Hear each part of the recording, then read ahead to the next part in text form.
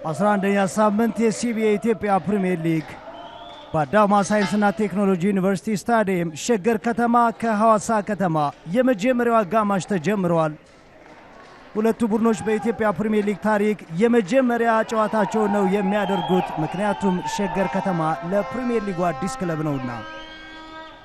የአብስራ ደግፌ፣ ቢኒያም በላይ፣ ቢኒያም አብዱ መሐመድና ዮናስ አዘዘ በኦቤን ሆርን ኦፍ አፍሪካ ዩቲዩብ ቻናል እንደዚሁም በቴሌቪዥንና በፌስቡክም ጭምር በቀጥታ ይህን ጨዋታ ወደ እናንተ ያደረስን ነው። ዲቫስቴቲንግ አስፈሪ ፔስ ያለው ጨዋታ ብዙ አታይም አጌታን ሙር ሳጥን ውስጥ አይበልጥ ሻት ተቋቋምበት ማለት አደገኛ ድል ቡልቻ ሹራ ከፍ ማድረግ ቀረው። ብዙ ዝግጅት የተደረገበት የቆመ ኳስ ጌታነህ አጥር በሰሩ ተጫዋቾች በዋናነት በአሚር አብዱ ይመስለኛል ተመልሷል። ሌላ መከላከል ጨምሩ በጣም በተለይ ሁለቱ የማልት ከላካዮች መጠንቀቅ አለባቸው። ናትናኤል ዘለቀ፣ ያሬድ ብሩክ ጥፋት ተሰርቶበታል።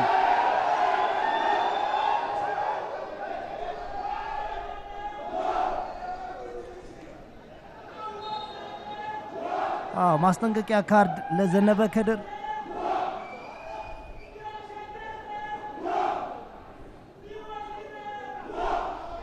የተግባቡ አይመስለኝም።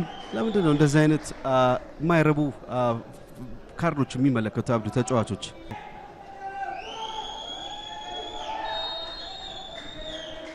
ሽመለስ አሁንም በደንብ አልጸዳም። የመጀመሪያው ጎል የተቆጠረ ይመስል ነበር። ኳሱ ባህሩ ነጋሽ እግር ስር ከመድረሱ በፊት በተከላካይ ተመለሰ። አሚር አብዱ አሚር በረከት ሳሙኤል ተከላከለ። ናትናኤል አንተነህ ተቆጠረ። ምን አይነት ያማረ ጎል! ያሬድ መኮንን እያወራንለት ነበር። የውድድር ዘመኑ 3ኛ ጎል። ከጎሉ በፊት ግን የአንተነህ ተፈራን አሲስት ማድነቅ አለብን። 4 ደቂቃ ተጨምሯል። የመጀመሪያው አጋማሽ ተጠናቆ ቾላም የመጀመሪያው አጋማሽ መጠናቀቁና አልቢትሩ ቴዎድሮስ ምትኩ አብስረዋል። በሁለተኛው አጋማሽ ይጠበቃል። የሙሉ ሰዓት ውጤት ሸገር ከተማ 1 ሐዋሳ ከተማ 0።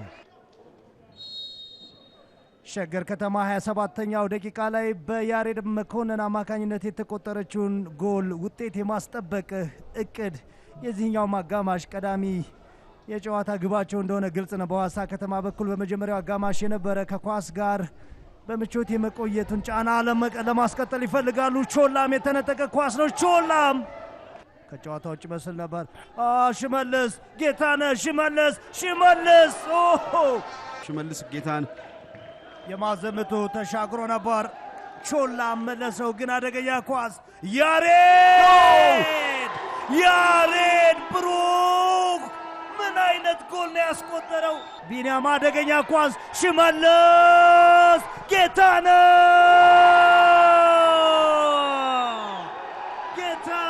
ከበደ ከጎል ፊት ቀርቦ አይሽኮረመምም። ያገኘውን እድል በአግባቡ ይጠቀማል። ባህሩ ነጋሽ የመለሰውን ኳስ በቀጥታ ነው የተጠቀመው። ሸገር ከተማ ያለፈው ሳምንት ታሪክ እየተደገመባቸው ይመስላል። 1-0 እየመሩ ለረፍት ወጡ። ሲመለሱ 6 ደቂቃ ተጨምሯል። እነዚህ 6 ደቂቃዎች ለሸገር ከተማ የምጥ ያክል ናቸው። ከስድስቱ አንዱ ጨዋታው ተጠናቀቀ።